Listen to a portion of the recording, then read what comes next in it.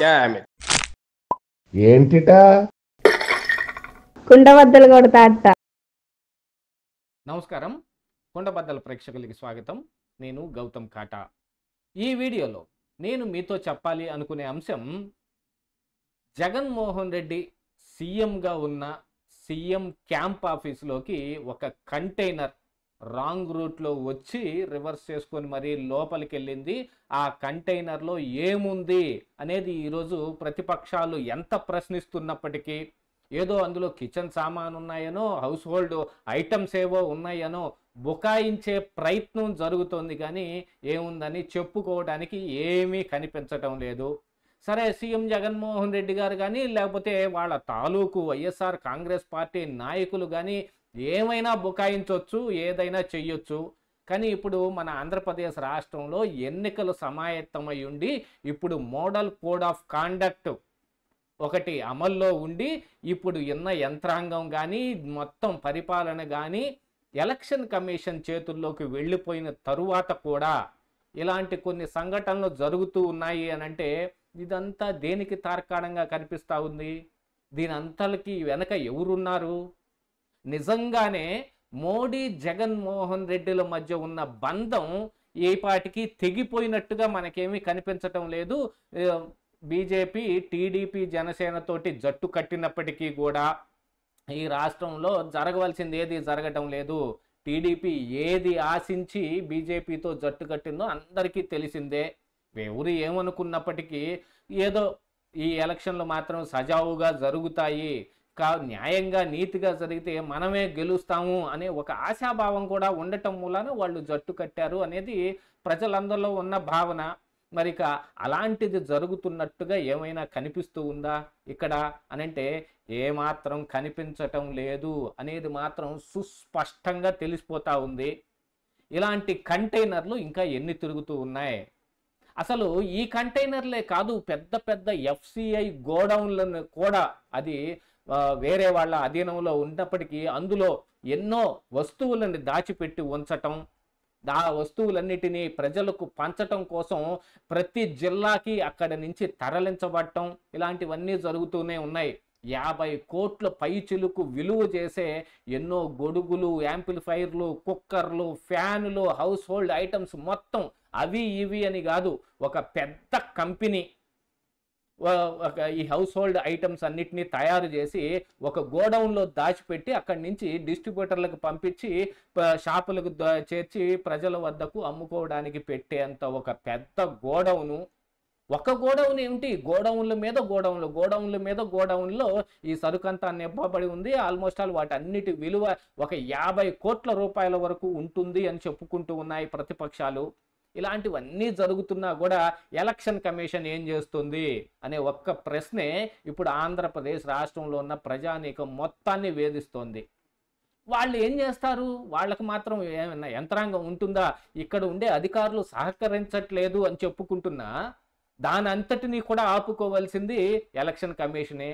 వాళ్ళు గట్టిగా కొరడా జూలిపిస్తే అని అంటే ఆల్రెడీ వాలంటీర్ల మీద జూలిపించేశారు. ఇదిగో 500 మందిని సస్పెండ్ చేసేయటం జరిగింది, వాళ్ళని విధుల్లో ఇక మళ్ళీ తీసుకోరు, వాళ్ళకి జీవితంలో వాళ్ళకి ఈ ఎలక్షన్ కమిషన్ ద్వారా సస్పెండ్ అయిన కారణానికి ఎటువంటి గవర్నమెంట్ ఉద్యోగానికి వాళ్ళు అర్హత కాకుండా పోతారు అనే లాంటి భయాలన్నీ పెడుతూ ఉన్నా కానీ ఏమాత్రం ఉపయోగం లేదు. ఇక్కడ 5,000 కాకపోతే నీకు వచ్చేది వాలంటీర్కి 5,000 కదా, 5,000 కాకపోతే ఒక 10,000 బారేస్తాను నెలకి, నువ్వు నాకు పని చేయి అని అంటూ ఉన్నారు. కొంతమంది అయితే బెదిరింపులకు కూడా దిగుతూ ఉన్నారు. ఎందుకంటే ఈ వాలంటీర్లు మొత్తం వైఎస్ఆర్ కాంగ్రెస్ పార్టీ కార్యకర్తల పిల్లలే.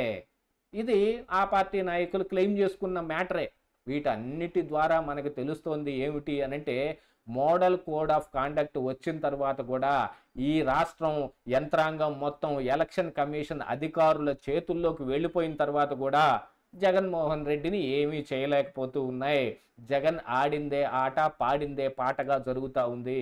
మరి ఇలాంటిది జరుగుతున్నప్పుడు ఈ బీజేపీ తోటి జనసేన కానీ టీడీపీ కానీ జట్టు కట్టి ఏం ఉపయోగం? ఎలక్షన్ సజావుగా జరుగుతుంది అని ఈ పార్టీకి నమ్ముతూ ఉన్నారా? ఆల్రెడీ వాళ్ళైతే టికెట్ దగ్గరే పెద్ద పెద్ద గొడవ జరుగుతోంది. రఘురామకృష్ణరాజు టికెట్ ఏమైందనే విషయంలో కూడా మనందరం చూసాం. ఇకపోతే చాలామంది నంగనాచి తుంగబుర్రలన్నీ రఘురామకృష్ణరాజు ఏ పార్టీ అని నన్ను ప్రశ్నించారు. ఏ పార్టీయో తర్వాత సంగతి తరువాత. ఆయనైతే కోరుకున్నది బీజేపీలోకి జాయిన్ అయ్యి దాని ద్వారా నరసాపురం టికెట్ తీసుకోవాలి అని. నరసాపురం టికెట్ అయితే బీజేపీకి అలాట్ చేయడం జరిగింది, కానీ అందులో మరి రఘురామకృష్ణరాజు ఓడిపోయాడు. దీని అంతటి కారణం ఏమిటంటే జగన్మోహన్ రెడ్డి కోవర్టులు. అసలు జగనే నేరుగా రంగంలోకి దిగి మీరు గనక అక్కడ రఘురామకృష్ణరాజుకి ఇవ్వకుండా వేరే వాళ్ళకి టికెట్ ఇస్తే మేము పూర్తిగా సహకరిస్తాం, మీ క్యాండిడేట్ని మేము గెలిపించుకుని తీసుకొని మీకు పైకి పంపిస్తాం అని వాళ్ళు భరోసా ఇచ్చినట్టుగా కొంత సమాచారం కూడా బయటకు వస్తుంది. కాకపోతే మరికొంత సమాచారం ఏమిటాయంటే బీజేపీలో ఉన్న నాయకులందరూ, ఈవెన్ పెద్ద పెద్ద నాయకులు, రాష్ట్రం స్థాయిలో ఉన్న పెద్ద నాయకులు పురంధరేశ్వరితో సహా రఘురామకృష్ణరాజుకి టికెట్ రాకుండా వాళ్లే అడ్డం పడ్డారు. దానికి గల కారణాలు ఏమిటాయంటే ఈ ఆంధ్రప్రదేశ్ రాష్ట్రంలో బీజేపీ అంటే ఇక రఘురామకృష్ణరాజు తప్ప ఏమీ మిగలదు, మనందరం ఊరికినే ఆయన ముందు తేలిపోతాం, ఇక ఈ రాష్ట్రం నుంచి మనం ఏం మాట్లాడిన మాటకి వాల్యూ ఉండకపోవచ్చేమో అని అనుమానాలతోటి వాళ్లే రాకుండా చేశారనే వాదన కూడా బయట ఉంది. ఏది ఏమైనప్పటికీ కూడా మరి గ్యారంటీగా గెలిచే వాడిని రఘురామకృష్ణరాజును వదిలేసుకుని శ్రీనివాస వర్మకి గత ఎన్నికల్లో పోటీ చేస్తే ఆయనకి ఎన్ని ఓట్లు వచ్చి చూసాం. 12,000 ఓట్లు డిపాజిట్ కూడా దక్కలేదు. అలాంటి ఒక ప్లేస్లో ఇప్పుడు ఆయన తీసుకొచ్చి ఎందుకు పోటీకి పెట్టారో ఇక అది వాళ్ళకే తెలియాలి. దీని అంతటిని బట్టి తెలుస్తుంది ఏమిటి మనకి అనంటే ఖచ్చితంగా బీజేపీ జగన్మోహన్ రెడ్డి చెప్పినట్టు ఆడుతోంది. మరి అలాంటప్పుడు టీడీపీ జనసేన కూటమితో పొత్తు ఎందుకు పెట్టుకుంది అనంటే అందరూ చెప్పే మాటే.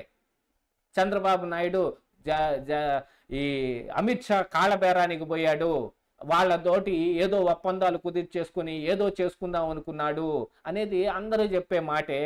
అంతలావున బీజేపీ గెలవగలిగే ఉండి ఈవెన్ ఇంకా జగన్మోహన్ రెడ్డిని కోరుకుంటున్న విషయాన్ని కూడా బహిర్గతం చేస్తూ చిలకలూరుపేట సభలో నరేంద్ర మోడీ ఖచ్చితంగా చెప్పి వెళ్ళింది ఏమిటి, ఆంధ్రప్రదేశ్ రాష్ట్ర ప్రజానీకానికి ఆయన ఇచ్చిన సందేశం ఏమిటాయంటే నేను జగన్మోహన్ రెడ్డి వేరు కాదు అనే సందేశాన్ని ఆయన ఇక్కడ ఎస్టాబ్లిష్ చేసి వెళ్ళాడు.